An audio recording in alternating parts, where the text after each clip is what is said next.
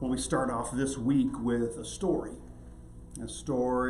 about a cabin in the desert. There was a man who had been traveling in the desert for several days, and for 2 days he had had no water. His canteen was empty.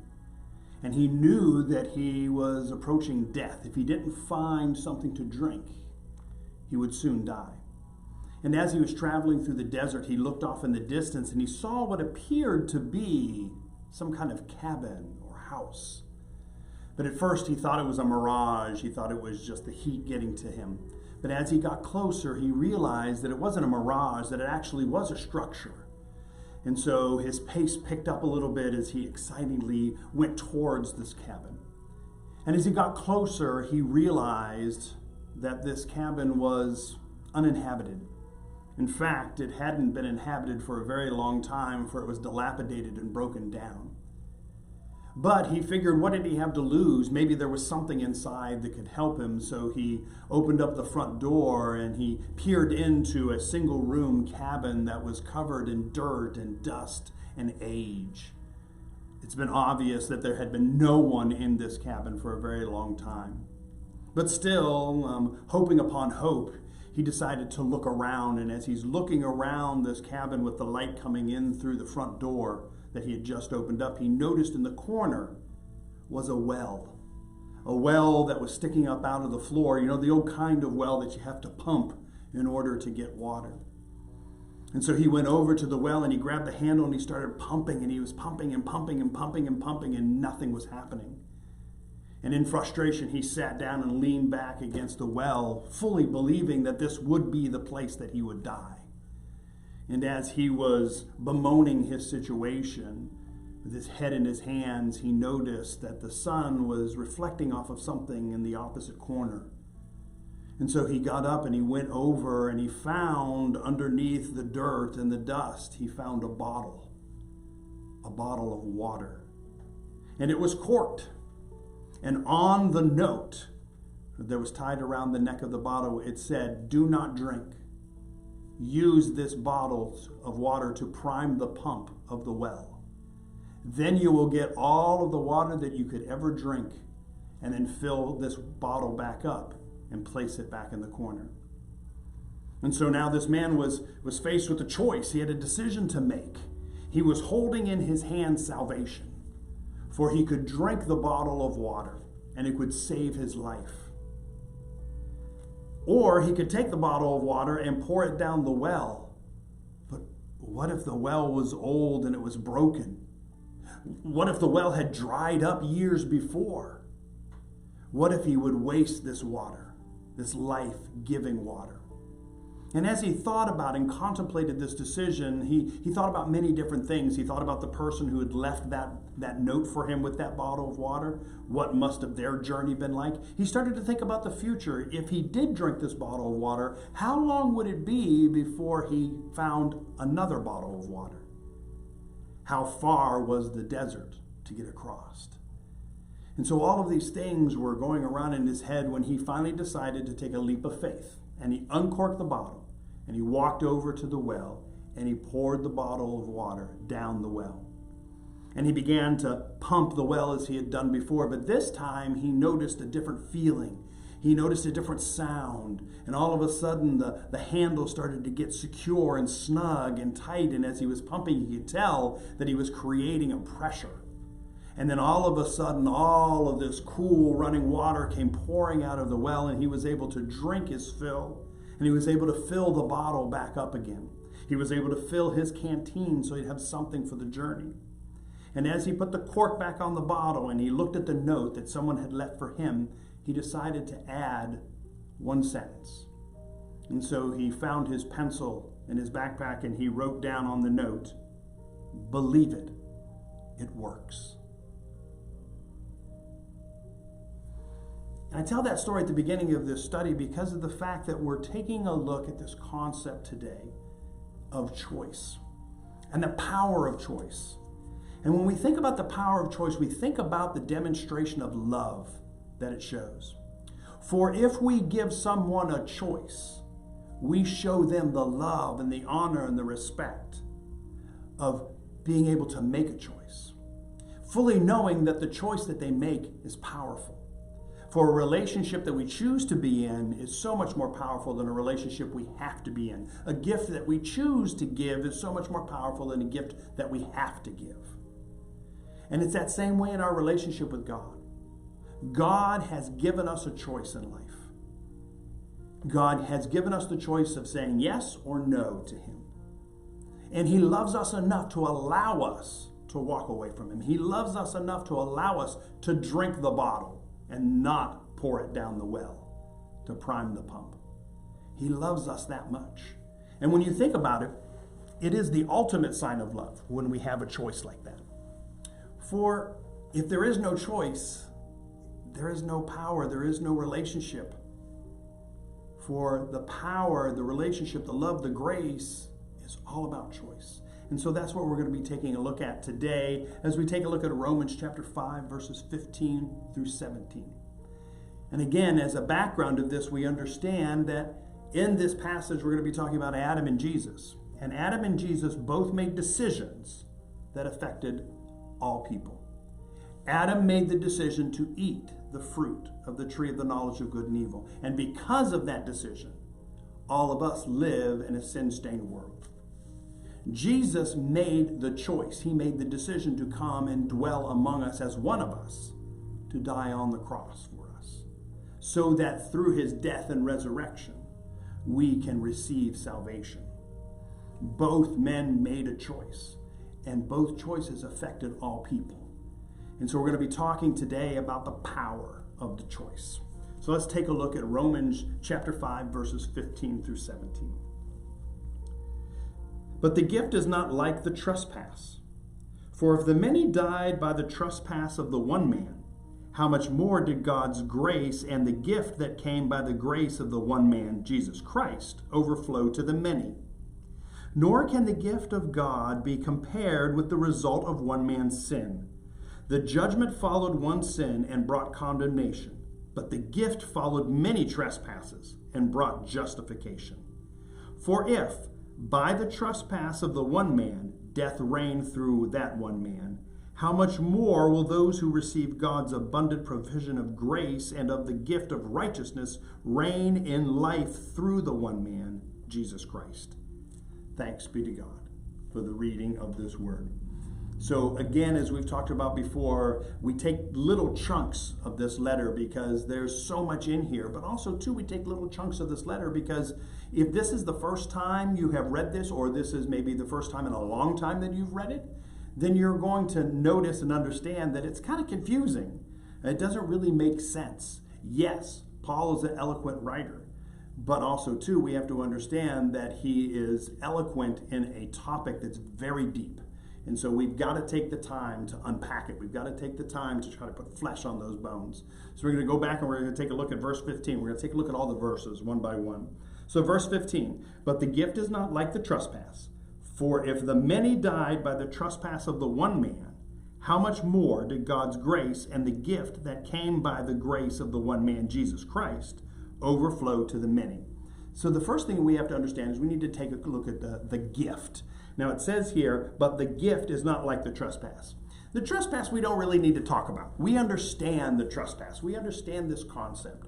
For the first 4 chapters and all the way into chapter 5, Paul has been beating us over the head with this trespass notion, this understanding that we're not good enough to save ourselves. So we get it. We understand the concept of trespass.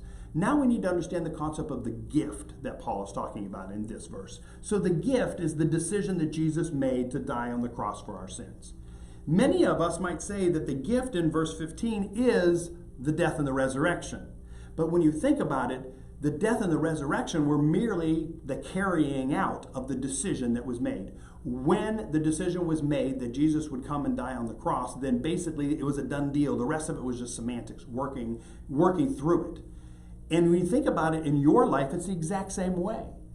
Anything that you do, the hardest thing to do is to decide to do it. Once you make the decision to do it, then everything else starts to fall in line. You figure out how to do it. You figure out how to pay for it. You figure out how to make time for it. It's coming to that place where you make the decision to say, I'm going to do it.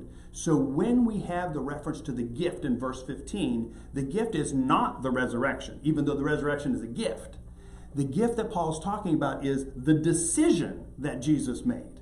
The decision that Jesus made to come and to dwell among us as one of us, to die for us on the cross and rise on the third day.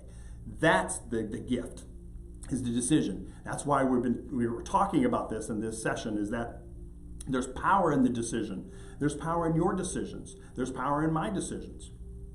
God understands this. We understand this, that when we decide, then basically everything else after that is just making it happen.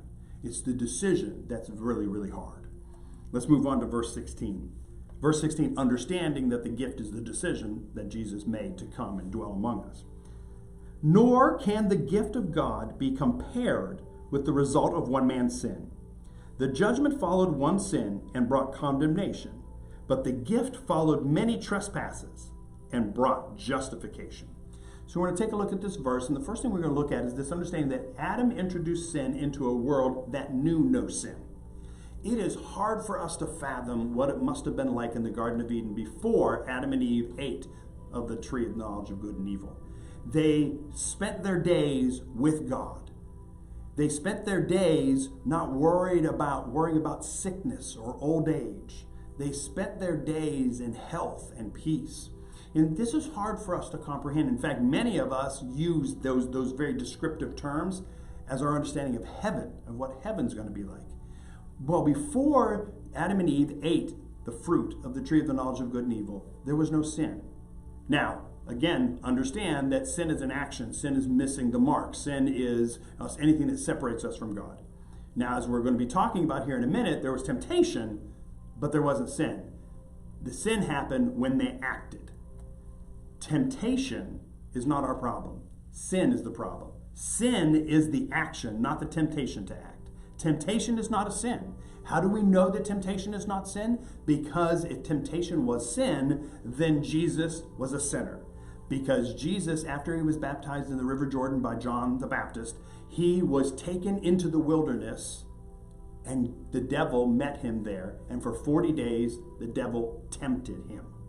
Now, Jesus never gave in to those temptations. Jesus never acted on those temptations. Thus, there was no sin.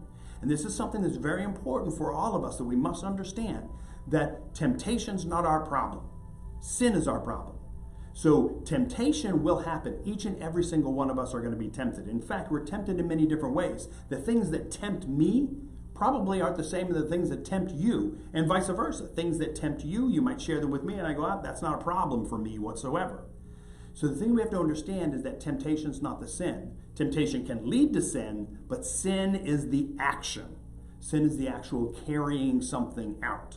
And so, yes, there was temptation in the world before Adam and Eve ate of the fruit of the tree of knowledge of good and evil, because the tree of the knowledge of good and evil was in the garden, and God said, don't eat it. So there was temptation there always. In fact, the temptation is what the serpent was kind of hitting upon. The serpent used the temptation to get Adam and Eve to fall. But we have to understand that each and every single one of us are tempted. Each and every single one of us have temptations in our life. Temptation is not the sin. Temptation is not the problem.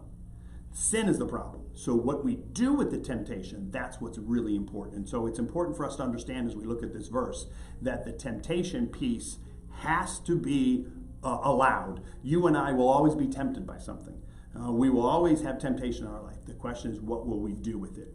Well, as we know from the story and we see in this verse, Adam's choice caused all to be born into sin. So our choices, our sin has ramifications. It has consequences. And so Adam's choice to eat of the fruit of the tree of knowledge of good and evil caused all people to be born into sin.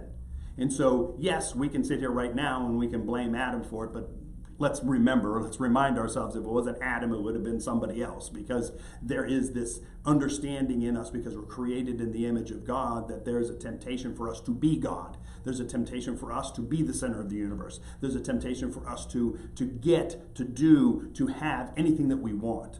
And so that is where temptation can turn into sin. And this is exactly what happened to Adam and Eve. So Adam's choice caused all to be born into sin. And remember, we talked about this last week, that even though from Adam and Eve to Moses there was no quote unquote sin because there was no law, but it didn't change the fact that we were all born into sin because of the decision that Adam and Eve made.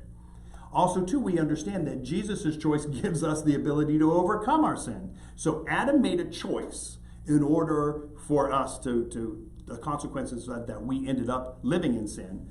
Jesus made a choice, and through that choice, we have the ability to overcome sin. Because of Jesus' death on the cross, sin has been conquered. Death has lost its sting. We have forgiveness. Now, there's another question that says, will we accept that? Will we believe that? But it doesn't change the fact that it's already done. It doesn't change the fact that it's a done deal. And it's a done deal because Jesus decided to come and to dwell among us, to die on the cross and rise on the third day. And so Adam's decision brought sin into the world. Jesus' decision gave us the ability to overcome that sin. So we talk about this technical word, justification. It's thrown out in church a lot. It's thrown out in the Bible a lot. So justification basically is a declaration, as if in a courtroom.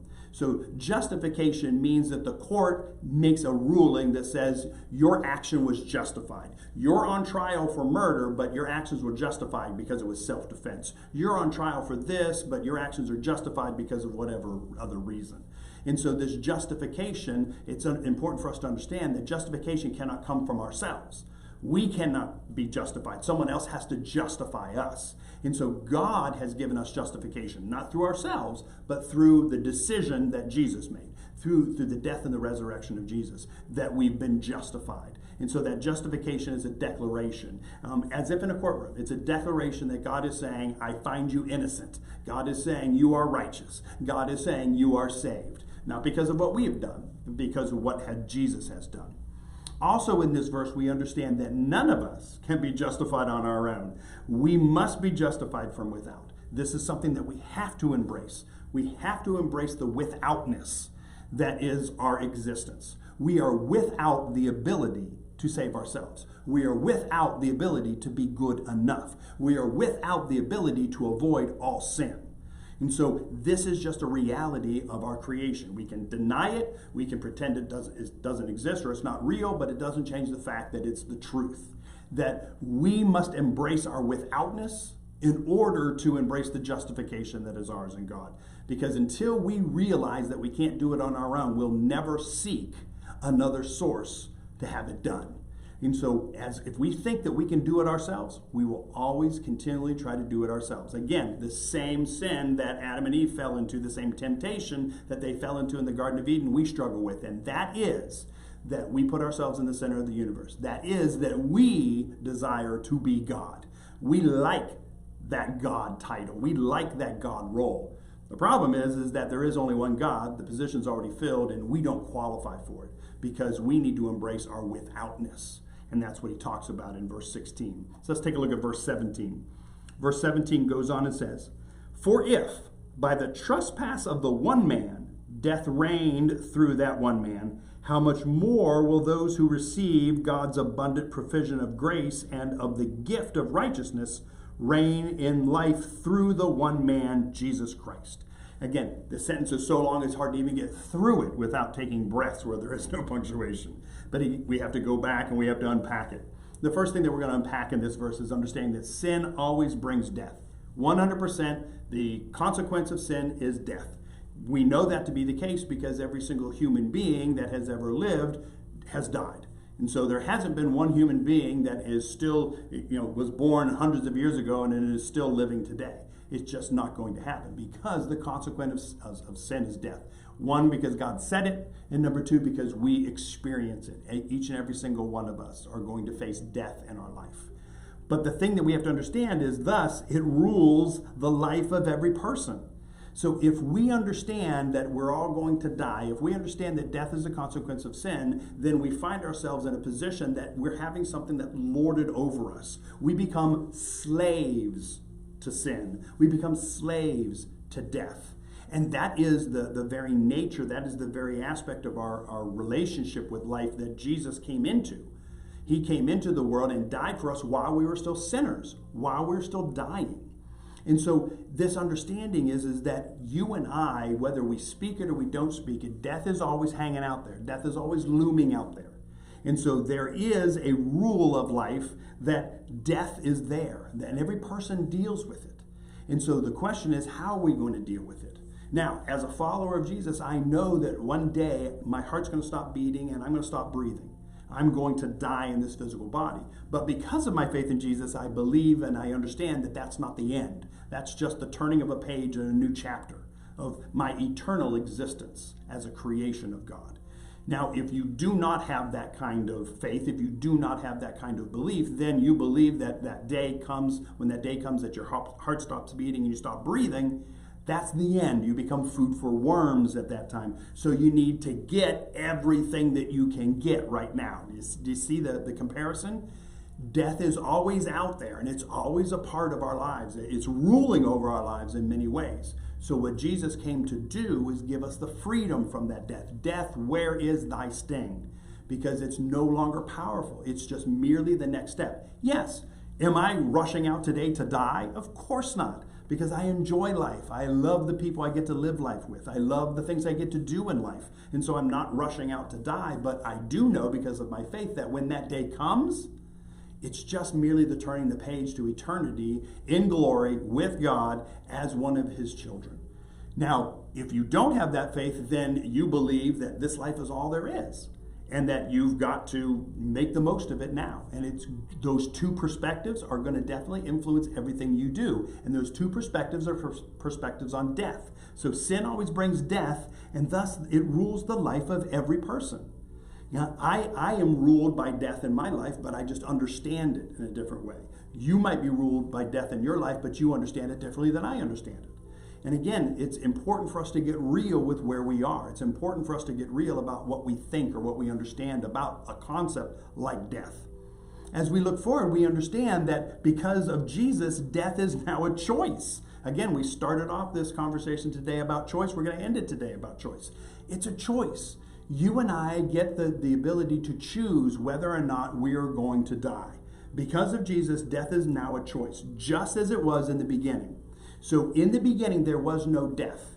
In the beginning, before the fall, before the eating of the tree of knowledge of good and evil, Adam and Eve lived eternally with God in the garden. Heaven, using this connection, heaven is us living eternally in the garden with God. And so in essence, what Jesus does through his gift, what Jesus does through his choice, it gives us the ability to experience that which God has always intended for his creation, and that is for us to choose to be with him, to choose to stay in the garden with him, to choose to have eternal life with him. Because of Jesus now, we have that choice. We have the ability to be educated consumers. We can say, yes, I choose to believe in Jesus, thus death is nothing more than just turning a page to a new part of eternity. Or I make the choice to just deny everything about Jesus, to deny the Bible, to deny God, so that all I have is this life. And both of those decisions, both of those choices are going to affect the lives that we live. Because of Jesus' death, we now have a choice, just as it was like in the beginning. And this is always the intention. Ever since the beginning, God has intended for us to be back in that relationship with him. He's always wanted to be in that relationship with him. Even when we were messing up, even when Adam and Eve fell, even when Cain murdered Abel, even when all of that was going on in the Bible, all of these stories that we read about in the Bible were happening and we were falling short of the mark, we were sinning, we were messing up, the whole time God is still saying, I cannot wait for you and I to be together. I cannot wait to be with you. And so that's his desire. But also, too, he knows, again, going back to choice, he knows that a relationship that we choose to be in is so much more powerful than a relationship we have to be in. So he gives us that choice. He gives us the choice to say yes or no. He gives us the choice to say, I will live with you or I will die alone. I will live with you and have an eternal life with you in the garden, or I will live for this life and this world and this time, and this is all there's going to be. And we have that choice, that ability to make that choice. And we have to thank God for that. We have to thank Jesus for that. Because again, until we have the choice, there's no power. Because if there's only one choice, there's no choice at all. And so God gives us the choice.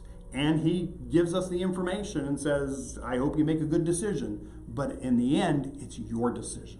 It's your decision that you're going to make. And that's why we were talking about the power of choice. It's your decision whether or not you're going to keep the bottle and drink it, or you're going to take it and you're going to live in faith and pour it down the well, hoping that not only will it give you water, but you'll be able to leave a gift behind that will water someone else.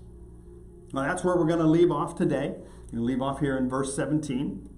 One of the things that I want to remind you of as you're watching this, if you like this study and you'd like to be more involved in this study, maybe in a live situation, then let me know. Contact me and get connected with our Zoom Bible study. We meet every Tuesday night, and you can get your Zoom invitation and you can come in and out any week that you want to, but it's a chance for us to virtually be live and interact with each other. Or if you happen to be in the Sarasota area, every Thursday morning at 11 o'clock, meet right here at Geneva Christian Church, and you can come in live and in person and go over this Bible study. So you can do it live and in person here at the church. You can do it live and in person virtually over Zoom, or you can continue to do it this way through watching it whenever you get a chance.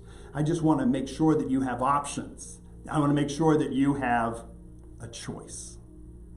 So until next time, I pray that you stay safe and you stay sane.